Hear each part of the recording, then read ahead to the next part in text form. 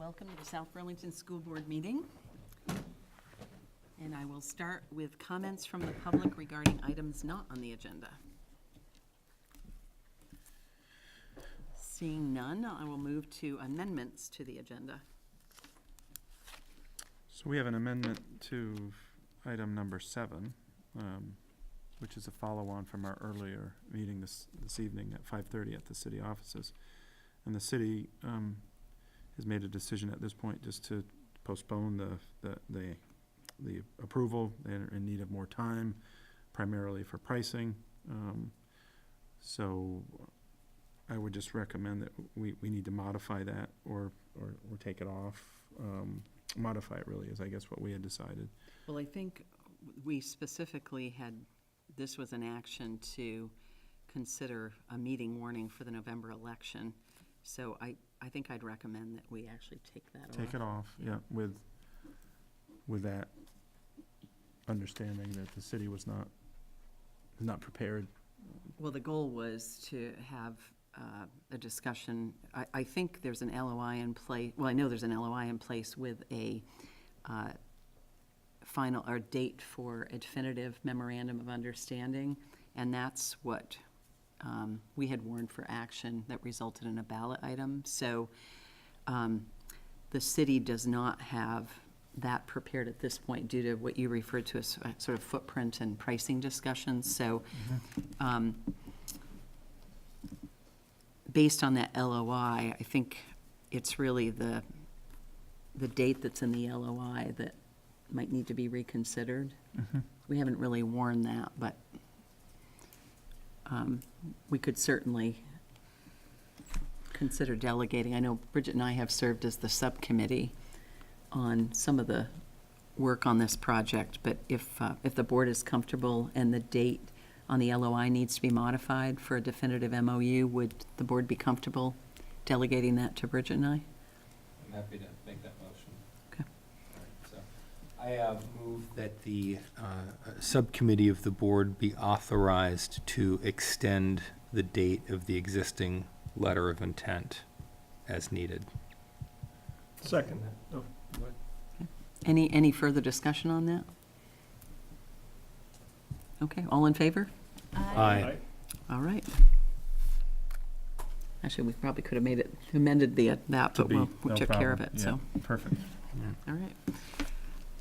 Announcements, David? So I don't have any formal announcements tonight. There's a lot going on. Those of you who walk through the buildings, I say this every year about this time, so it's a little redundant. But we have our convocation coming up, new staff orientation coming up, new staff breakfast, support staff breakfast coming up. Certainly happy to have board members join the convocation. That's on Friday, the 24th. Help me out here. Time of day? It's in the morning. We start at 8:30.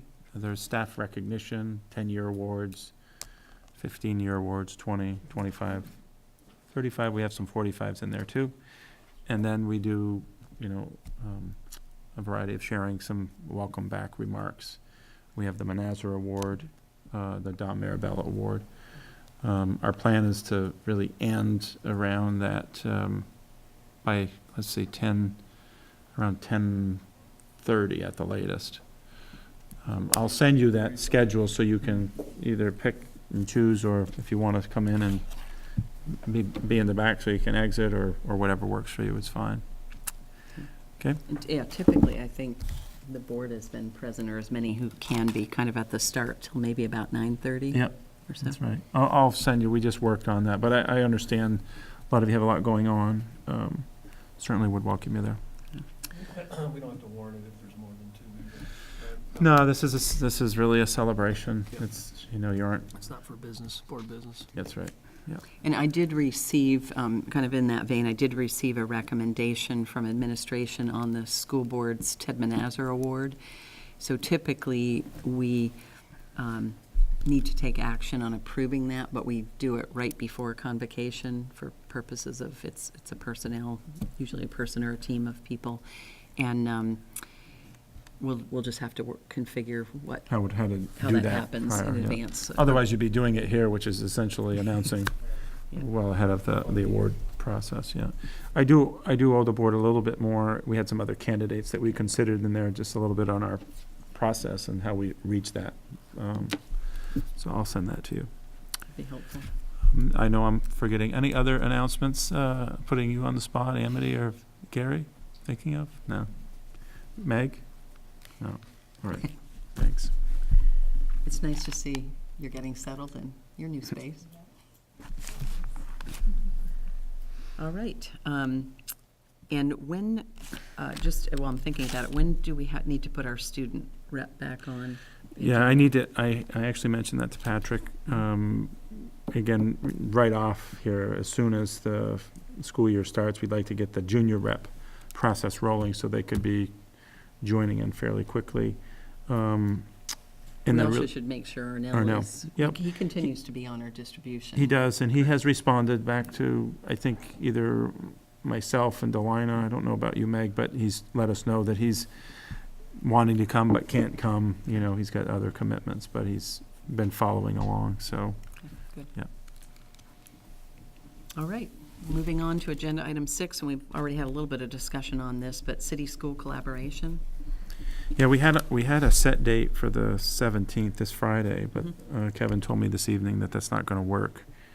So I need to map out, just again, for clarity, this is, the collaboration exists currently with Elizabeth and myself, meeting with Kevin and Helen. So I need to really nail that down, and I don't know if those days, Fridays, are still going to work for you, or whether or not that would, if there's any more preferred time as I try to lay out the year Yeah, ahead. I think generally it still works. Okay. Yep. Yeah. Okay. Mhm. One of the things I know, I think you've got master planning and visioning I do. down on agenda item 10, but I know we've had some discussions, or you've had some discussions with Kevin Dorn and Paul Connor regarding identifying space for potential future school Mhm. use, or at least being indicated for school use. Is there any next step in that process as part of the collaboration, or if there is, you can hold it to agenda 10 as well? Mhm. Yeah, I'll do that. You want to hold it for that? Sure. Okay. Great. All right, we'll move on to agenda item 8, the superintendent's report. So I have two items here. One is just giving the board, and again, I want to thank Amity. I think Amity captured all this for us, so thanks, Amity, for doing that. I'm giving you an update on the revised as a result of the legislative act. So just a little highlight here of what the comparison of tax rates based on what the voter approved and where we are today. So again, the document that's there, I think, spells that out. I don't know if there's any particular questions that you'd have. Amity's here to answer any of those that you might have as well. Again, the budget book, we have this on the agenda as well, but again, I think this is one of always our hurdles around the work that we print and then the outcomes that we have and the clarity that's provided to the community. Right now, tax, bills, people have been paying their taxes. I don't know if they made the connection to what we printed to what the revised was, and I think there's a communication opportunity there to do a little deeper dive on At this. this point, just to clarify and for the broadcast, the final tax rate with the budget the legislature voted in is actually a reduction in the residential tax rate of 3.7% over what the voter approved budget was, and a reduction of 3.01% on the non-residential tax rate. And then is the balance of this or the numbers at the bottom are comparison to last year? So the current operating budget, the residential tax rate was down 1.82%, and the non-residential was actually up 4.53% in the year we're operating in right now. So both residential tax rate and non-residential tax rates went down by 3 to 3.7%. Over the voter-approved budget for FY19. I think one of the things we discussed at our last meeting was some of this was related to one-time use of monies, and although that's reflected in a favorable tax bill this year, the potential to have to make up that gap that was funded with one-time monies may show up in next year's budget. Correct? Mhm. So, so the budget that we had, the tax increase was going to be about just a little under 2%, right? So instead of almost a 2% increase, we're ending up with a 1.82% decrease. And right, yeah, we're gonna have to make it up probably next year. Can we check what the published rate was there, David? Yeah, so this is the published rate here, right? It's 161.16102. Oh, here it is, 1610. Oh, I'm sorry, it was on the sheet. Yeah. So, yeah, the published rate on residential tax rate went from 1.61 to basically 1.55. Okay. And the corresponding budget, of course, obviously doesn't change, but. And when we report out, I'm trying to anticipate our budget planning. We report out the actuals over as compared to the approved budget, correct? When? For For budget everything going planning forward purposes, now? yeah. For example, that's in the right. budget book, we have our list That's of what right. the tax rates have been. And I just want to say for transparency's sake, because if you did look at this page, so the final FY18 was 1.58 after the legislature changed it. So the final voter approved was actually a decent increase from last year's actual final legislature approved tax rate, right? Where are you seeing that? So, for example, the final FY18, I'm just making sure that I understand that the final FY18 that's in here is not what the final voter-approved budget was. It was the final with the state rate approved by the legislature. So what happened the previous year as well is we approved something, and then it actually went down when the legislature passed the yield bill and decided what that actual rate was going to be, yes. And that was a difference of the 1.58 versus 1.55, basically. So again, I mean, this is definitely in our communication about the budget, something that we know some community members had questions about in the past around where we begin our budgeting process. Yeah. Yeah, Yeah. maybe, What's that? That's our article? Yeah. actually, I was going to say, this could be a good article, so I think it's already on there, apparently. Okay, Okay. and the other item that I have on here is the condom availability. Again, specifically, this came up, and Mr. Lyons here tonight too, but it came up, so this is the kind of the procedure specific to the condom availability. And again, just to be clear, I felt like this was something that needed to be shared with the board. That's why I had it before the board. I think going forward, questions I'd recommend that go back to the high school from any parent or community member to work out any particular questions or concerns that they have. Obviously, it's before you, so if you have questions or concerns, I want to be able to hear those as well. So my main question is, where can the community find these procedures So, online? they're- I mean, if they go to the website, would they be able to? locate Yeah, I this? know that right now the high school's making sure that information is available. Okay. I can't specifically tell you where that is, but I've been told that they'll have it up Okay. in a place where people can find it. David, question for you. Mhm. It says this is in the handbook, the yellow part? I'm not actually sure. I believe it is, or going to be there. I'm not exactly sure where it resides right now. I know Patrick and his staff are working on the handbook right now. Okay, So as far as question about, is it in there now? Previous ones, I'm not sure of that. possibly not. Yeah. Okay, The plan is to have it in there and also on the website where people can find information about it. And can I clarify the language on the bottom? Is it's no high school student 12 or and then it older. has an age. Mhm. So are those both qualifiers? I think it's the age is the important component here. Age Uh, 12 or older. It's not, you can't, I mean, you could be a high school student at age 7 or something. Is that what, I'm thinking the reverse, that if age is the driver, driver, high school is student there- age 12, yeah. would there be discrimination, for instance?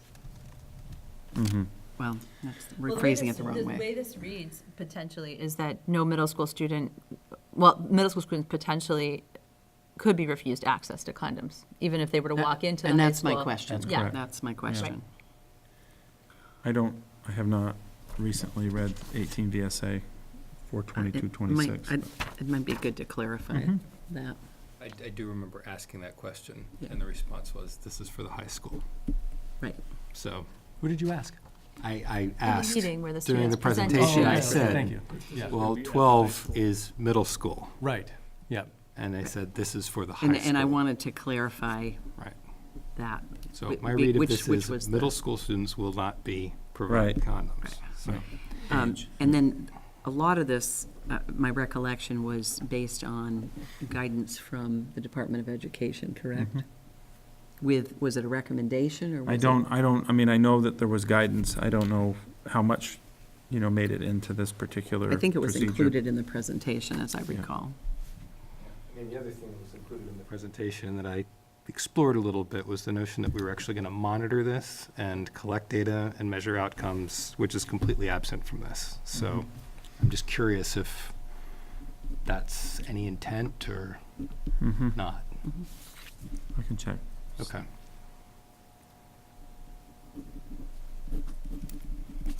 Okay. Any other board questions? Questions from the public?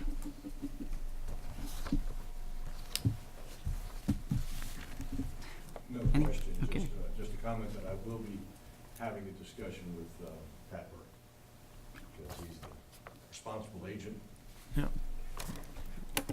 All right, thank you. All right, we'll move on to agenda item 9, consider transportation agreement with Winooski School District. So just a little brief history. We did this last year. This agreement was in play, I should say, last year. This agreement is similar to what we had last year, although there's some extended days here. It's a longer period of time.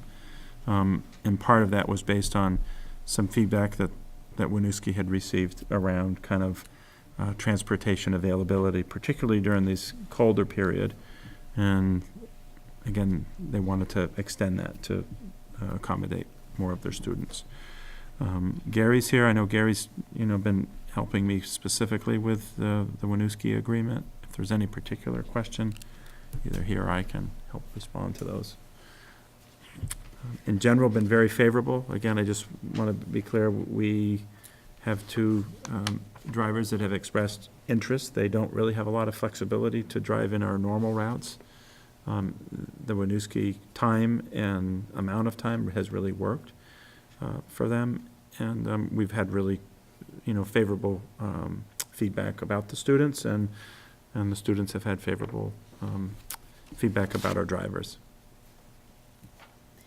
I guess one of the questions I had, David, was when this was approved last year, I know Sean McMahon presented or was available to answer questions from Winooski, but this need was predicated on the experience Winooski was having that many students were not attending school for lack of transportation. And one of the things we had discussed was really identifying what the improvement was in attendance when there was this transportation offered. Has there been any analysis of that done during the period of time we provided this last year? I'm not sure. I mean, it certainly seemed to me that Sean and his staff had been keeping track of a variety of the rideshare. I don't have any of the specific data, but I certainly will ask him for that. What we have is that the rideshare kind of ebbed and flowed a little bit. Primarily, it was well-attended. And as far as the exact numbers, I know they used a supporting group to help them do, make sure students were safe before the bus got there. I don't know the name of the parent organization to help. And they had aides that were riding on the buses. So I'm quite certain they have the data, and I'll ask Sean to kind of give us a little bit of kind of a summary of the ride share, the reason for the extension. Again, I'm certain he can provide that to us. Other board questions? And are the terms of this, did this go out as an RFP or an extension of the current? It went out as an extension of the current. It did not go back out for an RFP. We simply responded to Winooski's request. My understanding, Gary, correct me if I'm wrong, no one's responded, even through inquiry to even, respond to a bid. Last year they had, I think, nobody. That's why we were in the queue. Right. Is the rate this, I'm sorry. I was going to ask you about the rate too. My question was, is it a break even from South Burlington's point of view? Yeah, so last year, the rate was set based on, it was a total amount. Mhm. This is a daily rate. Yeah. And we believe that the daily rate absolutely allows us, to provide the service and have the level of responsibility and the, any risk that we may need to be taking on or fluctuations in pricing that might happen with fuel. Mhm. We're able to provide the transportation appropriately. Mm-hmm. So that's built in there. Okay, thank you. So was that the only major term change, was going from a flat fee to a daily rate? I don't know, can you, Gary, comment on that? Increased to 74 days of, On 74 the school days. increased term, this gotcha. year. Just Uh, Go ahead, Steve. I was just saying, I think Right. Sorry if somebody already mentioned this, but it looks like you want that to go through March 29th of 2019?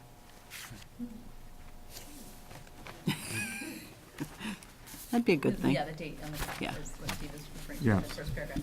Right, sorry. And then has there been any, I know we did the diligence last time on insurance through Visbit, I believe. Was there any change in that from their standpoint?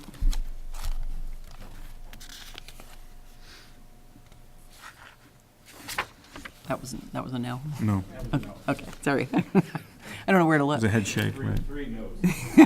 Okay, lots of no's.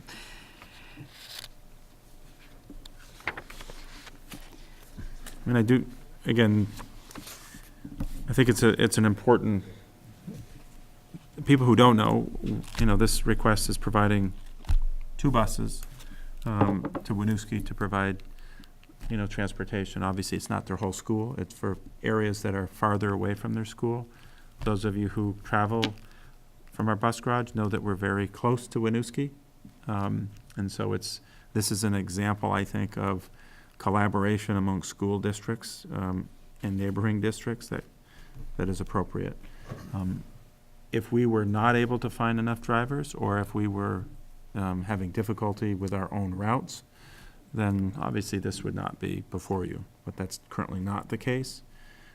Because of the agreement, we're also able to continue to move forward our stewardship plan specific to busing, which is, these buses obviously are used at other times when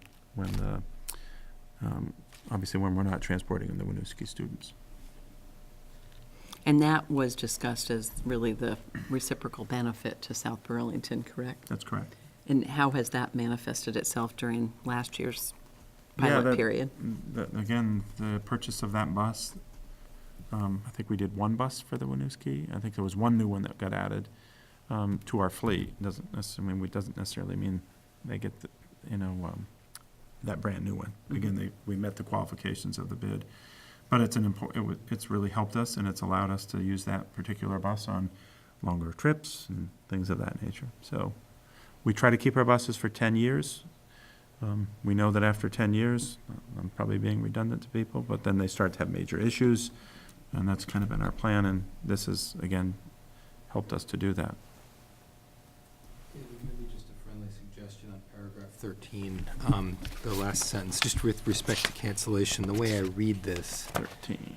Mm-hmm. South Burlington cannot cancel this agreement without cause. And I'm just wondering if, maybe to provide flexibility to both parties, just the last sentence, either party may cancel this agreement upon 30 days advance written notice, period. Mm-hmm. Because otherwise, I do believe you're stuck. As long as they're Mhm. making timely payment, you don't have the ability to get out. And I can't think of a reason why, but you may want that flexibility. And maybe it would be only fair then to extend that flexibility to them as well. Mm-hmm. I think that modification would be fine if you wanted to make that. Do we have to take action on this today, or can we have it back with those couple changes, the date up front and then the change to number 13? What do you think, Gary? Do you know? I don't know, we don't have to start until.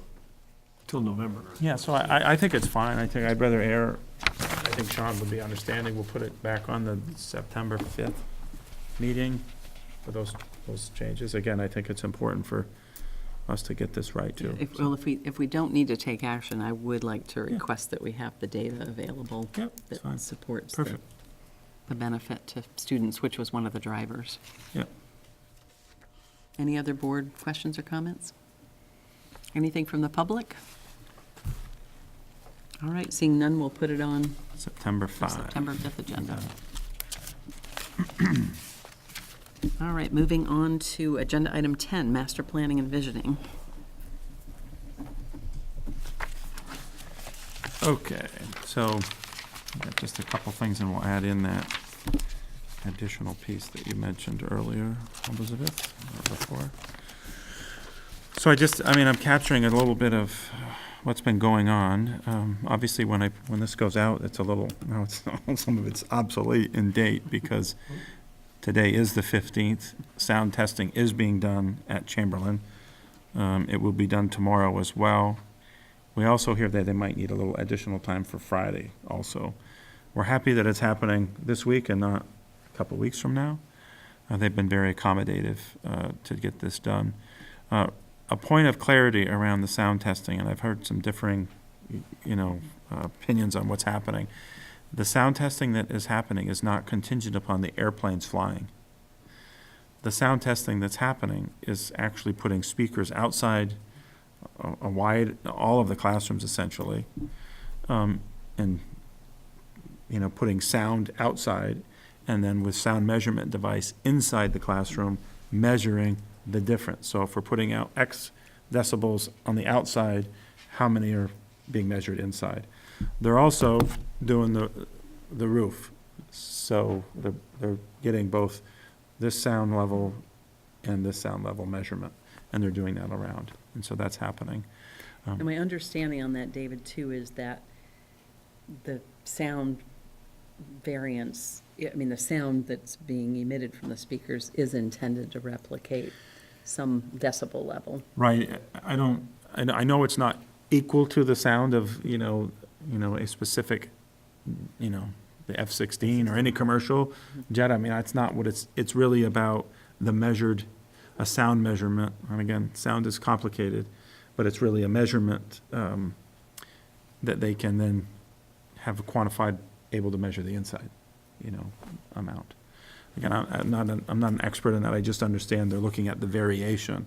If they see a significant variation between the outside and the inside, in other words, the inside's really quiet, then their mitigation response or to the grant will be much different than if the sound that's outside is equal to the inside, then we've got far more soundproofing mitigation that needs to take place.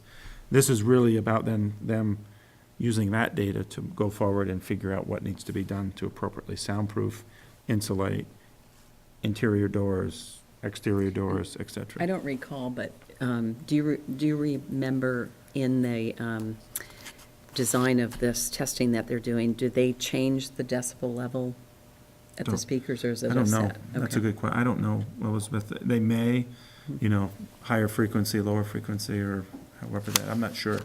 I know don't that this recall is, has to qualify, this is what has to be done to qualify for the grant. So, are these under our contract, or is this, right, this is being This is done under by the the airport, airport. right? It's okay, being done by the right, airport okay, I just and the wanted- FAA Right, on their expense. To be clear now, what we did back with ATC is that we actually had measured sound during actual flying time, right? All commercial traffic, we kept track of, Mhm. including F-16 traffic. That's our baseline data that we have, Mhm. and that was what we heard from ATC. We also have the environmental impact study that was done, the FEIS study that was done and had done the model mapping, Mhm. which we have as well. But I know there's been a lot of confusion because we've mentioned sound testing. I think people are thinking it's Right. actual, planes, and that's not what's happening. Yeah. I think it was pretty clear, the sound testing we did is, our own baseline. That's right. And once the F-35s are here, we can do additional sound testing, and that may inform decisions completely independent of the FAA right. grant process. Right. All right. And So- our sound testing did include event identification Yes. around That's right. commercial and Specific, right. military aircraft, yeah. So two questions. One is, I think you answered it. So we still need to use the data that's currently being collected as the basis for applying for the FAA grant. Yeah, and For we're not collecting it. This is the Jones Payne Group is Right, the but- consulting firm doing that work, or And subcontracting it. And Burlington Airport and the FAA are Mhm. covering the cost, and then that still will be a contingent piece. So we haven't secured the grant yet to provide the sound insulation. Yeah, it's a little unclear to me around how this is like a phased approach. You have to do this. Sure. It has Uh, certain it's meeting. Perfectly reasonable. And then there's the second phase, which is the grant acquisition and then the grant deployment. And again, our current hope is that we're on pace for getting sound mitigation, soundproofing done, during this upcoming year, concluding somewhere before, the end of the summer next year. Okay. Yeah. And then the second question, and I've asked this before, but I just want to make sure that we keep an eye on it, is, we know that new noise exposure maps are coming out, and we know further that if the new noise exposure map has Chamberlain within the 75 decibel day-night exposure contour, that Chamberlain is eligible for purchase. We also know that abrogation easements, and I'm not sure if the soundproofing is one of those, waives your right to any future consideration. So I want to make very, very sure We don't want that. that we don't proceed with Right. sound insulation and waive our right to a future potential purchase should we fall within the 75. We haven't seen, and obviously we haven't signed anything yet, or there's Okay. been no yet agreement, but that's certainly an area that we are going to pay close attention to. I mean, I think that's Absolutely. worth, again, I'd look to the board to agree or disagree. I think that's worth getting a legal opinion. I mean, Yeah. that is potentially an 8-figure. Yeah. Yeah, before we sign anything, we Right. make any I mean, obligations. we've got to make sure that we're not signing away Mhm. rights to future economic consideration. And David, would the, is it the Jones Payne Group? I might have that name wrong. Would they actually present findings at a board meeting? Not sure. I can ask how Can that, we ask how the district, or how How we that- would get results from that Sure. testing? And maybe timing as well. Mhm. I know we've talked about that before. Okay.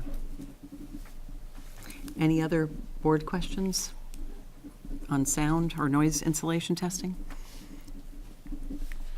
Any questions from the public? All right. You had another. yeah.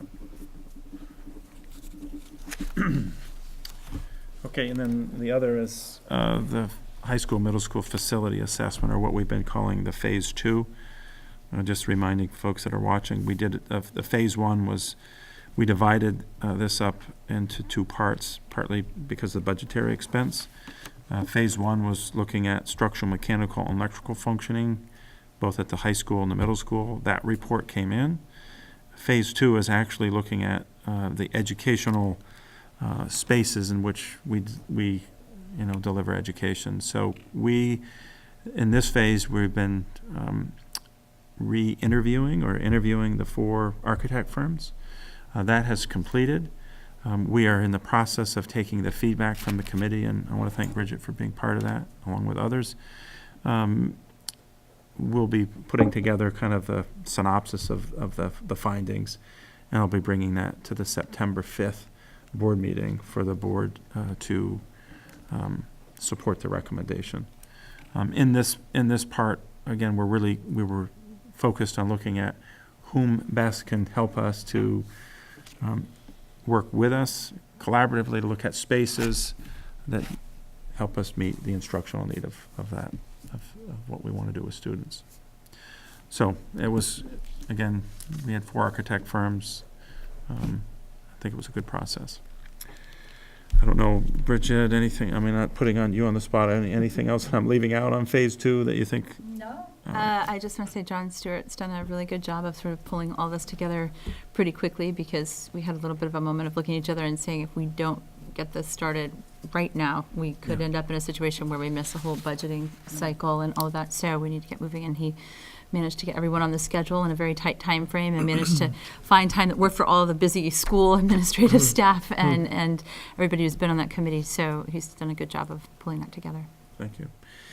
I do think that we have some pretty, tight timelines. So we know part of the, as Bridget said, getting this done was to try to really get moving on the phase 1 and getting some information and that could help lead to some budget conversations. I think we'd be hard pressed to think that we would have anything before the voters in March.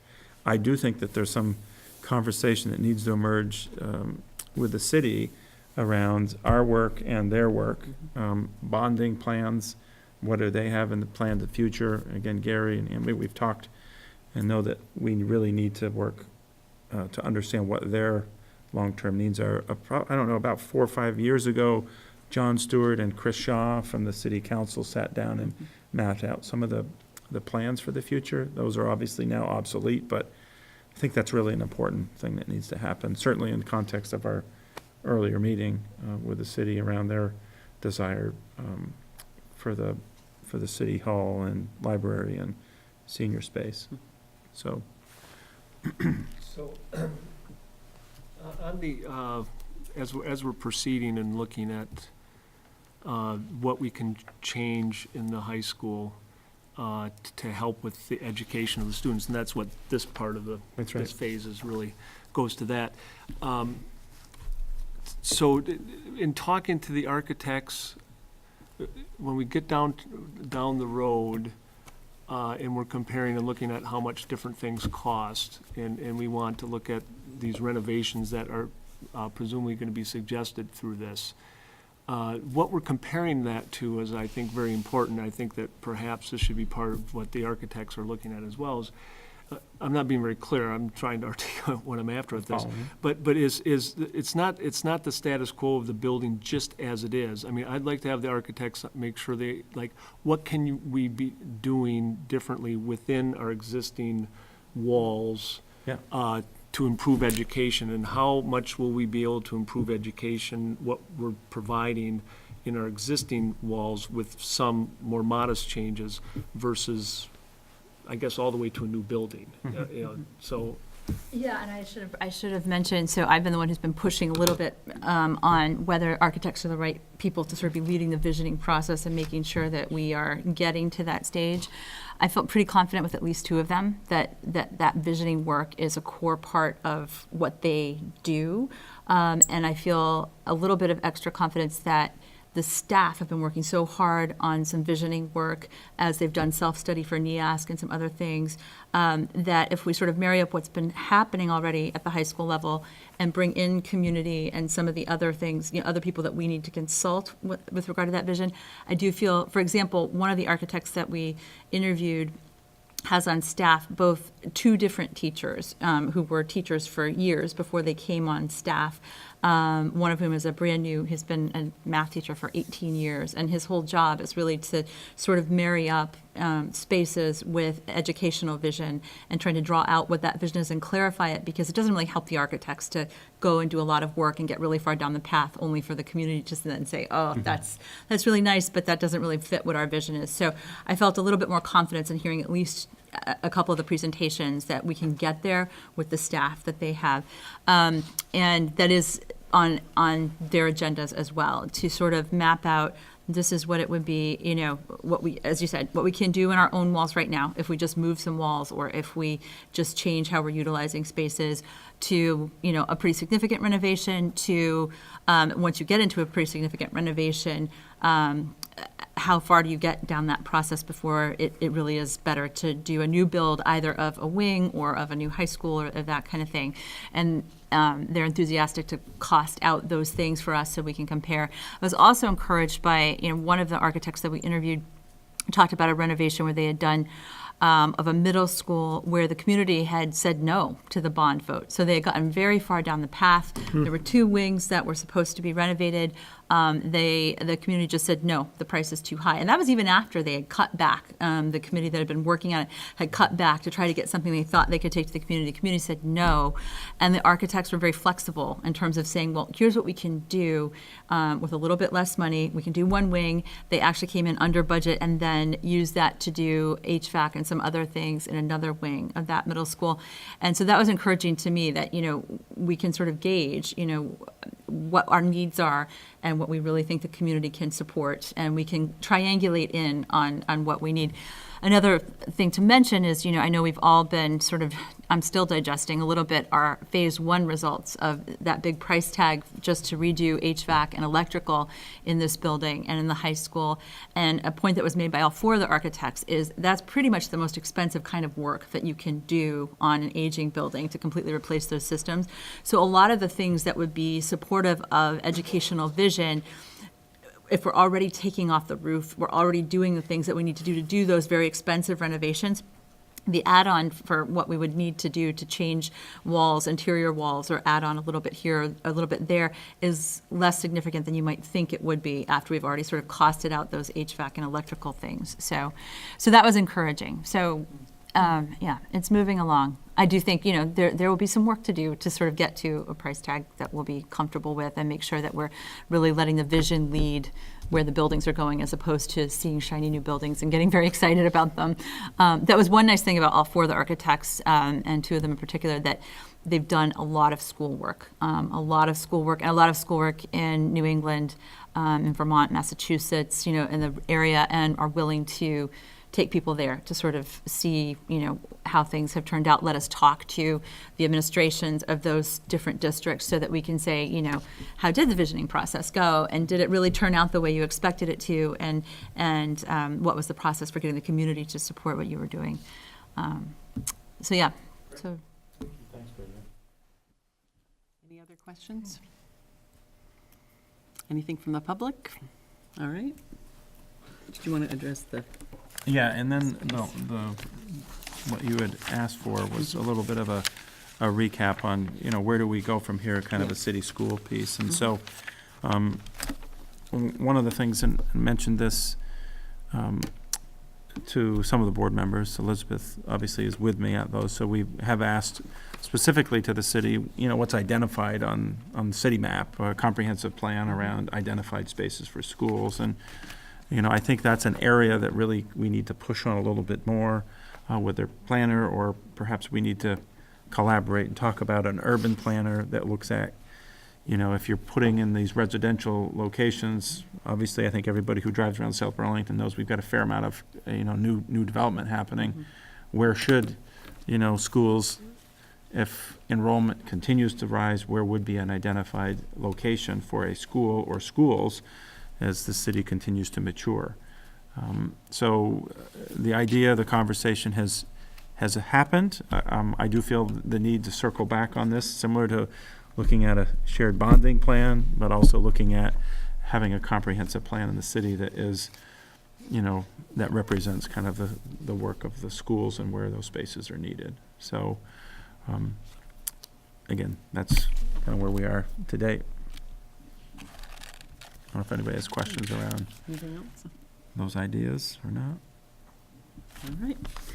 We'll move on to agenda item 11, and we've got action warned on two policy monitoring reports. One is 3.2 and accountability of the superintendent, and 2.3 treatment of the community. So why don't I take the lead on 3.2. The board is responsible for not only the hiring of, but the evaluation of the superintendent, and I'll just take a minute and kind of walk, remind the board and others who might be viewing this meeting of the process. We are a little bit late, as seems to be the case with other work, and I appreciate David being tolerant with our ability to go through the process, but the evaluation process really consists of two parts. One is relative to policy 3.2, 3.4, and 2.9, which is accountability of the superintendent, monitoring superintendent performance, and communication and support of the board. Not only do our routine policy monitoring reports evaluate the superintendent relative to compliance with all existing policies, but those in particular. And then David does go through a self-reflection on the goals as outlined in the policy, which he made available to the board several weeks ago. So that is one part of the process. It's on a monthly basis because we have a calendar of policies that we review. That really is a reflection of the overall compliance and evidence associated with being consistent with those policies. The second component of the evaluation process is to, one, look at the variable compensation associated with the prior year goals. And David had 4 goals last year, which have been reviewed by the board. And there's a specific recommendation that I'll incorporate into a motion relative to that variable compensation. And then there are elements of board review that include 7 key areas. One is on that support the policies but are somewhat reflective of kind of your roles and responsibilities. And one is on board communication. Another one is on vision. A third is on leadership, and there are specific definitions of these. The fourth is on strategy. The fifth is on management. The sixth is on communication with staff, community, and other stakeholders. And the prior communication was specific to the board. And the last one is really on state and federal regulatory environment. So the board does go through a process where individual board members really look to provide evidence supporting the superintendent's performance in each of these areas. And Bridget and I actually took on the responsibility to consolidate that feedback and go through a performance evaluation one-on-one with David, and that has been completed.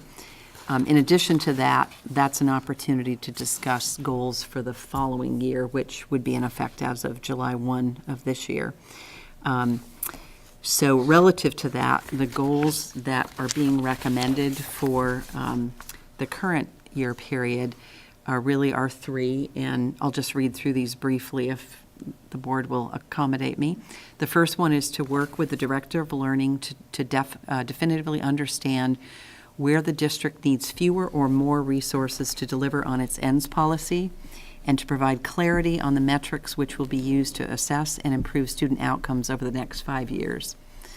The second goal is to finalize the recommendations from the 2016 resolutions on master planning and visioning, prepare information for the community balancing bond and budget needs with enrollment and improved outcomes, and then a specific contingency plan for Chamberlain students and staff beyond physical remediation is required.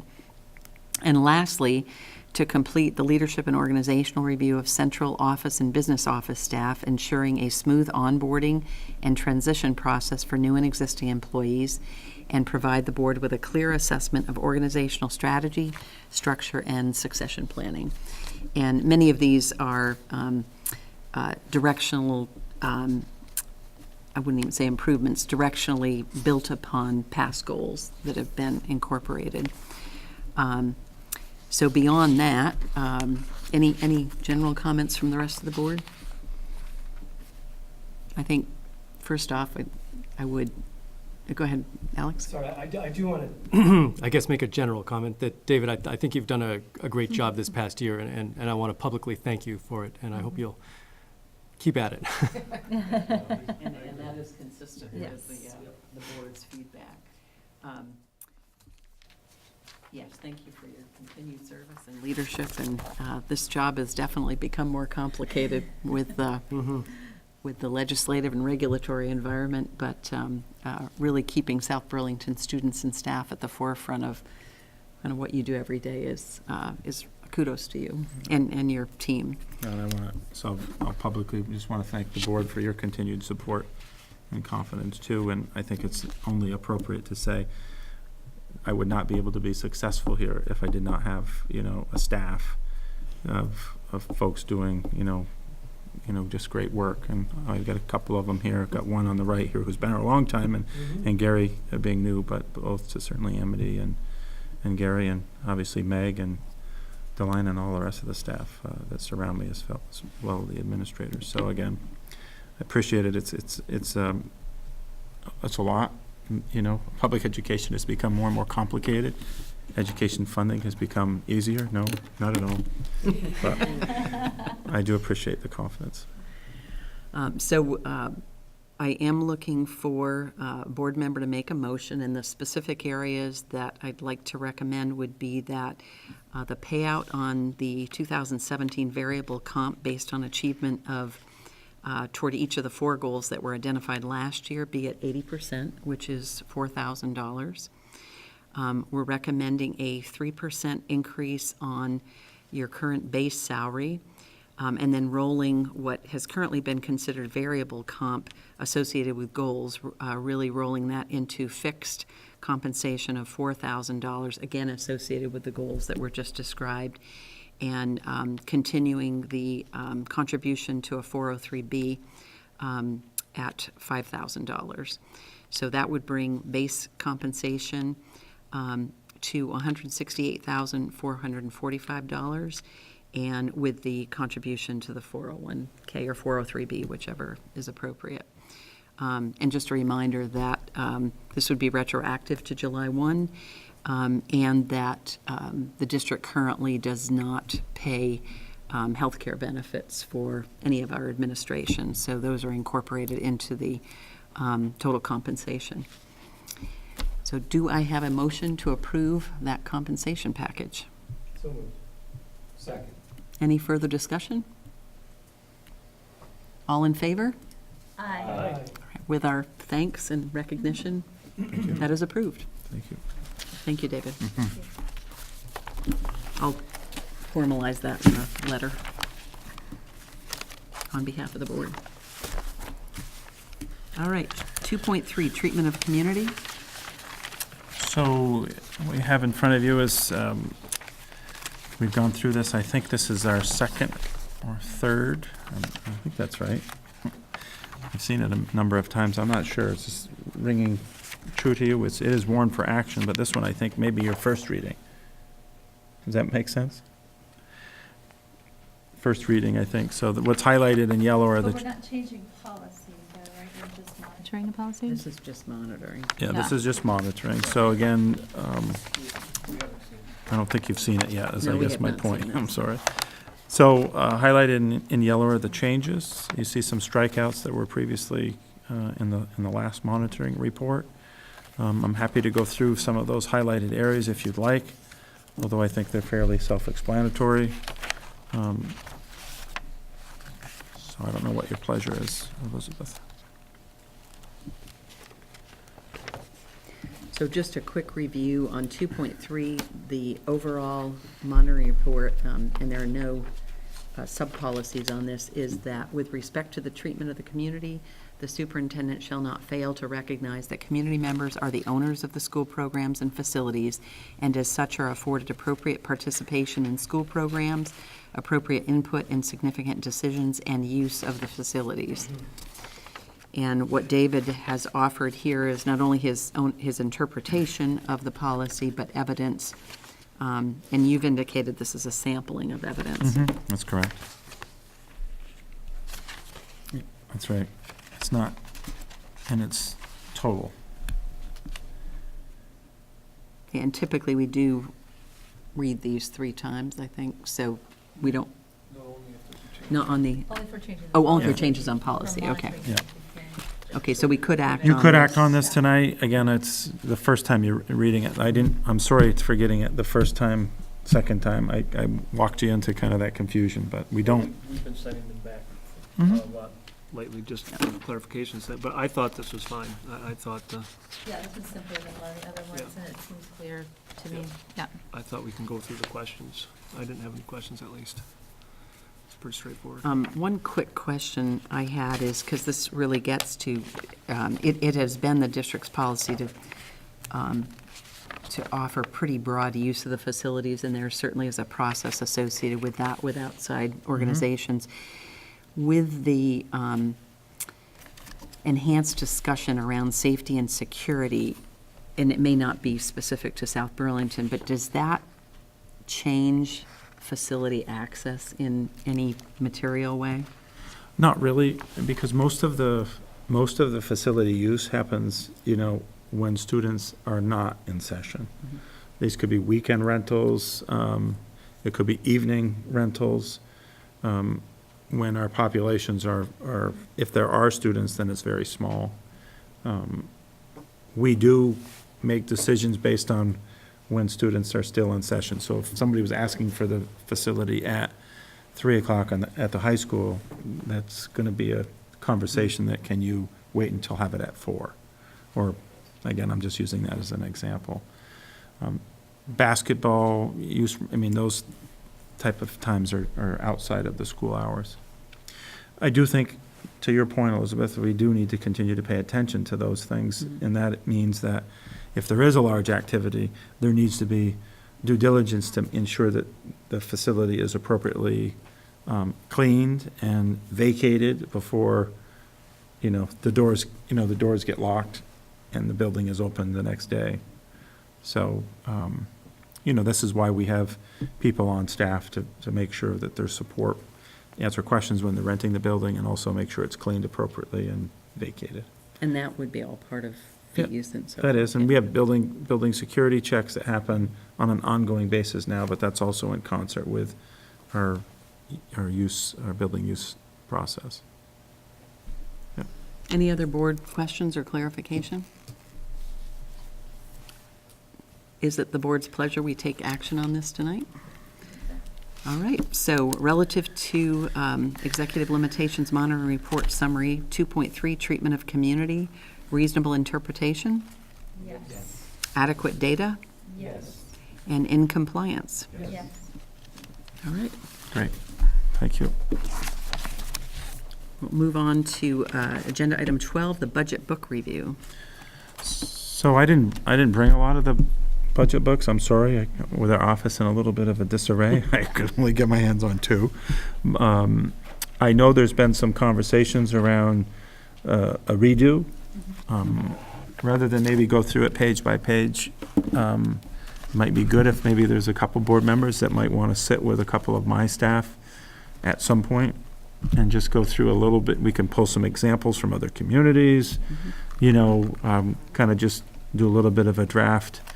Again, this is important communication. And again, I don't know, we may also want to enter in with the city earlier around a formatting process for them too. It's a combined city and school budget book. Doesn't have to be, but, Yeah. We could decouple that if we wanted. I guess one question I had about the budget book is, what is mandated to be in the budget book, if anything? What has to go out to voters in terms of information, or is that completely No, left up to us? it's not. We Okay. do have to have, like this cover page is needed. We do have to have the details of our budget in there. Those are compliance things. We obviously go above and beyond, and like our FAQs. Those of you who've been around a while know that we've added, several pages of FAQs. Those aren't required, and how we present those, I would say, is this in the best? Is the line item detail required? Because I recall. It is. Well, I recall there being some discussion on the Burlington budget that wasn't provided, and Well, I don't, yeah. I guess I'm just asking the question, is that required? Yeah, I believe, what I understand, it is required. I don't I'm not exactly sure on the level of The lower detail, level of right? detail, yeah. But we typically at least give, those subcomponents that add up to the total. That may be an area that could be reduced, but I think then it also gets confusing in some ways. But nonetheless, I think it would be a good approach to, have someone or some of you just maybe go through. We have some Yeah. examples too, that we can pull together. Yeah, I'd like to raise my hand for that, because it's been one of my little things in the back of my head Nice. since I came on the board. In general, I think some of the required stuff, frankly, the line item detail, I think could be moved almost as an exhibit to the back. And I think what we've really heard from the community is we need sort of simpler, clearer explanations of what's in the budget, without, because the line item detail is just too much, I think, for most people. It obviously needs to be there for people who want to dig in, but we need to be a lot clearer about what's in the budget and comparing to what we did last year and what's changing. And I would like to see, frankly, I would like to see the FAQs shrunken, because I feel like FAQs feel like sort of afterthoughts almost. It's almost like, oh, these are questions we've been getting.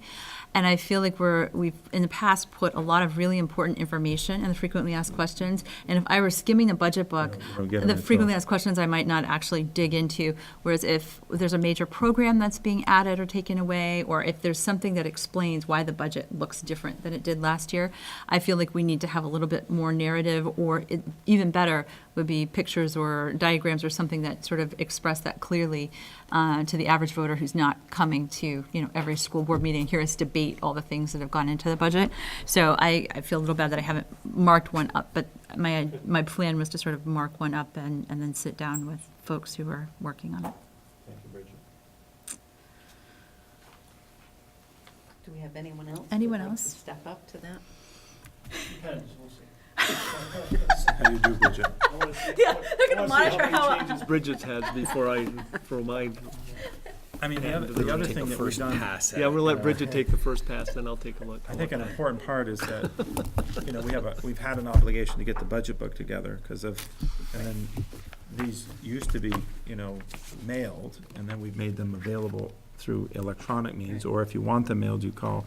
But in addition to this, we've also had a number of other resources, the 4-pager, we've had the PowerPoint that has been available. And it might be nice, I think, to try to look at something that, we put something together that then can be, you can extrapolate a little bit, but you're not doing 4 or 5 different iterations. Well, You right, and can the more pull it, iterations you have, the more, what we found in the past is that we end up with discrepancies between how different line items are added together in one versus another, Yeah, and then it yeah, leads fair. to, wow, I saw this in a presentation, but I can't tie it back to what's in the budget book, and that gets very confusing, and it makes people sort of, we lack Wonder and doubt. credibility when we look like we Yeah. can't tie numbers out, when, yeah. Well, I think the other part that we talked about tonight that Amity provided us is that, we've got changes, so we probably, on a going forward basis, should put out some sort of a true-up, right after the legislature adjourns or the final decisions are made, to do a true-up to people. Either we print out the same page and say, here's the true-up, or whatever. I think a lot of people were like, well, this wasn't right. Well, you have to kind of recap for them the process. Well, I think it sounds like we've got to start to the budget book review. It does sound like it makes sense to actually do a review of what is required by law. So that could become a new baseline. And I kind of agree with some of the comments that having multiple formats for information makes it difficult. There are a lot of collateral issues associated with that. So I almost think going to the point where we have different levels of information so people can do as deep a dive as they want, but there's consistency from level to level. Fair. That's good. All right. Any further comments on the budget book review? All I would say is that I really do think we need to keep it at the top of our mind and as a priority early in the school year before we really get into the budget numbers themselves, because once we get on that train of working really hard on the numbers themselves, it's easy to put this aside, and then here we are in January and we have to get it done in 2 days, and there's no time really then to make big changes, so. Yeah, and I do think having benchmarks from, in-state and out-of-state where people have seen models that think make a lot more sense, would be great. Great.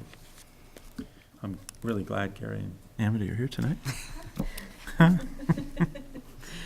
All right, we'll move on to agenda item 13, setting the agenda for the September 5th meeting. So we had to add the Winooski agreement into that one. So on the superintendent's report, would you explain I know the security grants have been finalized from the state level. I don't know if that's worth just Sure. a couple That's minute great. update to say, here's how much money we got for each school Yep. for improving security. I've got a placeholder there, but I haven't populated it, so I'll put that one there. Okay. That'd be great, yep. So we can take 3.2 and 2.3 off Yep. on number 9. Mhm.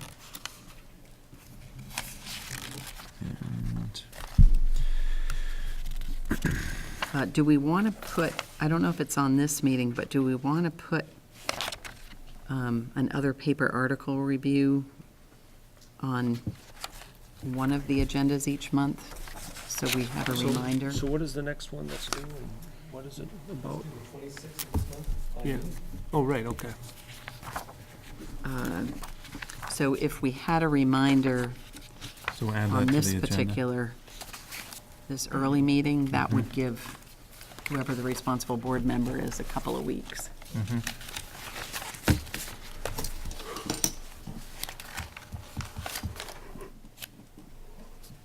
So we'll add that to the, So maybe just kind of a top article. mhm. Maybe that could even be under the superintendent's. I don't know if we want that. Mhm. So the quick recap is 8:30 is the due date, and it's Alex on diversity, equity, inclusion, and Bridget is next on 9/27. Is that the due date or the publication date? That runs in the 9/6 issue. Okay, So so I that's have the till due. 8:30? Yeah. Okay. That's never good when that happens to me, when I say I have more time. Oh. Could have kept it at the. All right, so we'll add the other, I'll just put it under we can bring that back. Anything else for the September 5th agenda? September, my word.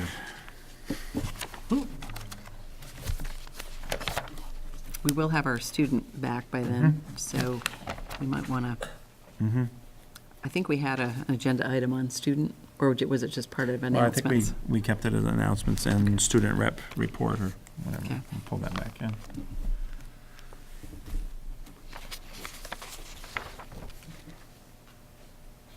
All right, seeing nothing else, David, you and I can cover if something comes up. Mm-hmm. All right, we'll move on to future agenda items. We have a pretty consistently long list here. Yeah. So one of the things I need to do is with our now more new central office staff is I need to go through and make sure there's, understanding of our monitoring Mhm. policies and which ones and whom will be working on those. And some of these, I think, have correlation to those monitoring reports. Mhm. And I haven't been as good in the past as I have in the past, where we've actually said where those actually connect. Mhm. And where they don't connect, then I think we need to just be clear to say they don't fall under any of our monitoring work, so therefore they are standalones. I don't know if any of you recall, we used a mark beside them that it's part of Mhm. monitoring report, blah, blah, blah. And you'll see it when it comes up in our next. So that might be one step, is Yeah, to I'm not really taking them assess off. I where just- any of that's these right. might be correlated to a monitoring Yeah, report. that's right. And so I'll work with my staff and come back to you with, again, I'm not taking them off. I just think that some of them are embedded in our monitoring work and will fall there. So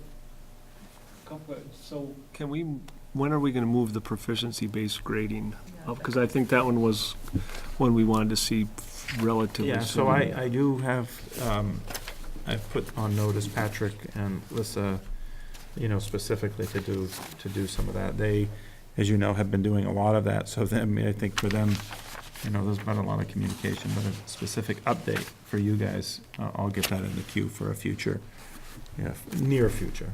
Okay.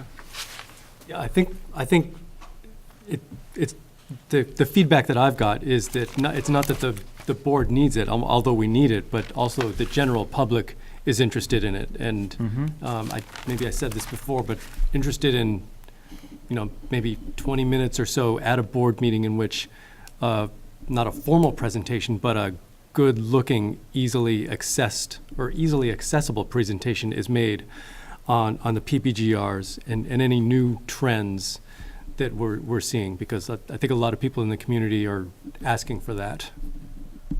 Yep.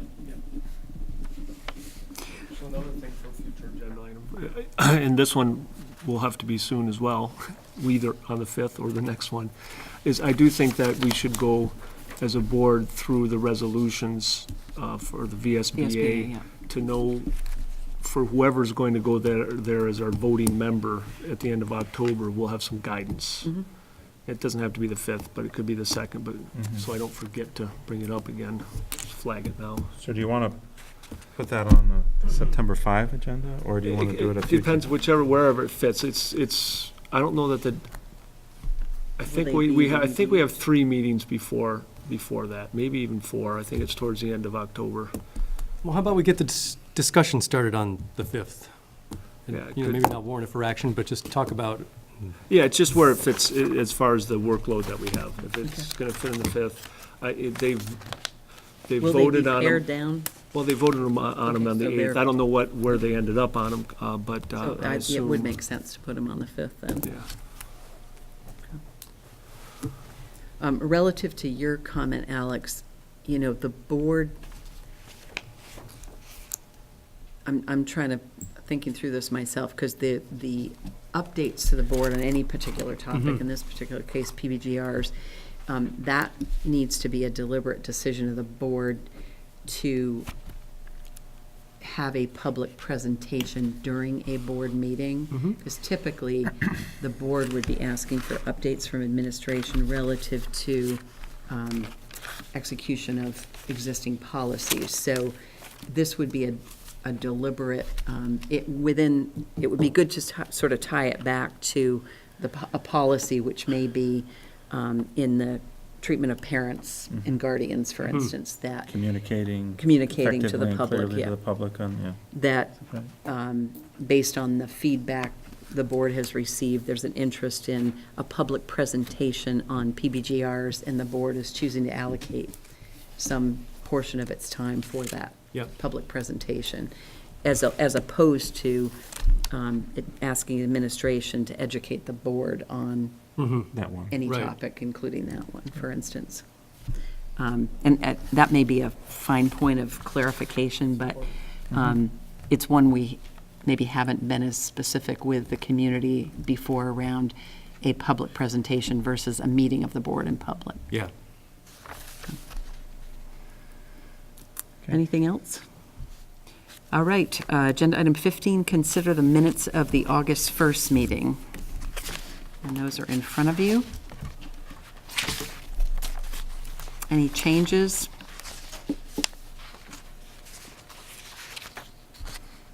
All right, seeing none, those are approved by consensus. And moving on to the consent agenda. So you have some hires in here.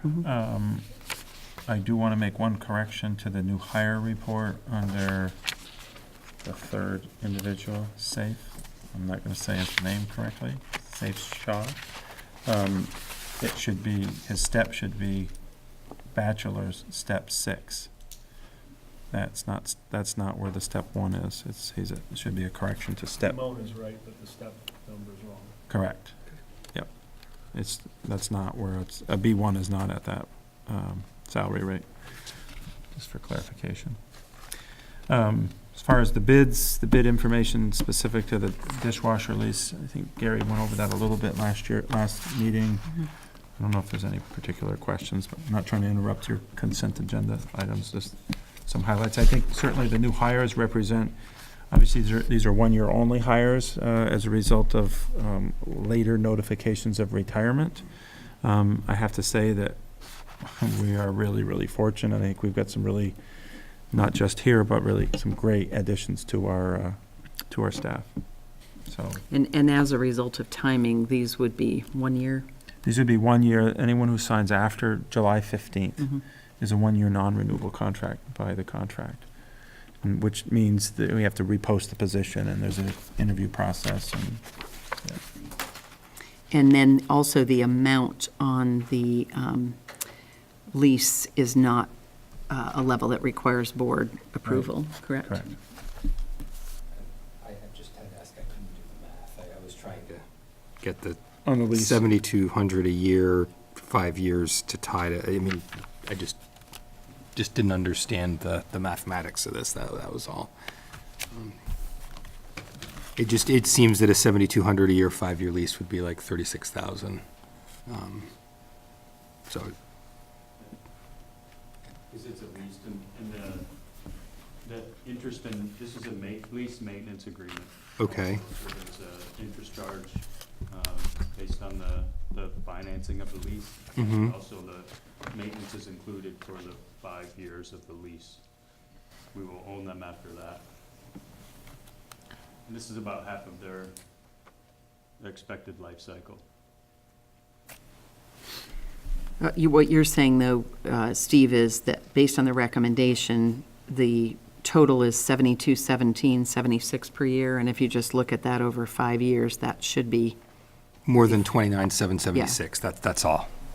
That's, Right, because this is the lease amount only. What it didn't include is a breakout of the maintenance. I'm sorry, this is the principal The principal amount, the amount, 72, got it, thank you. so now I don't understand that, now. So if, you brought it up. 76 is the principal, the 7217 is the principal plus the interest plus the maintenance that you're paying every year. right. So if you were to do the Ecolab, likewise, it would be higher than that. It would be maybe So 9,000 over or the, something. another yeah. way of saying it, over the 5 years, Okay. there's 29,000 of principal, and there's about 7,000 of interest and maintenance. So, so 6,200. So out of curiosity, if interest and maintenance would change a recommended vendor or put a lease item like this or any item over the level required for board approval, the 50,000, how would that get accommodated on an item like this? Because it's excluded from the total bid amount. Do you understand what I'm asking? I absolutely understand what you're saying. If it exceeded that threshold, I'd break it out and add the total. Okay, with the interest and maintenance. And is there ever, this may be a moot point, but because interest and maintenance is excluded, is there a vendor situation where they'd say 0 interest and maintenance is included? That there was not of. Not in this case. Not in this case, because there are only 2 companies that could provide the service for us. Right. Thanks, Steve. That Sorry. explains something to me I didn't ask before. Any other questions or comments on the consent agenda? All right, seeing none, they don't need approval, but thank you for the information, and it looks like there's some interesting talent coming into the district. Any questions on agenda item 17, AP orders number 3 and 4?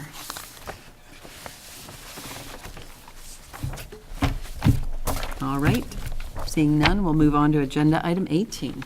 I'll move to adjourn. Second. I'm so enthusiastic. All in favor? Aye. And we are adjourned. I have a few things to sign.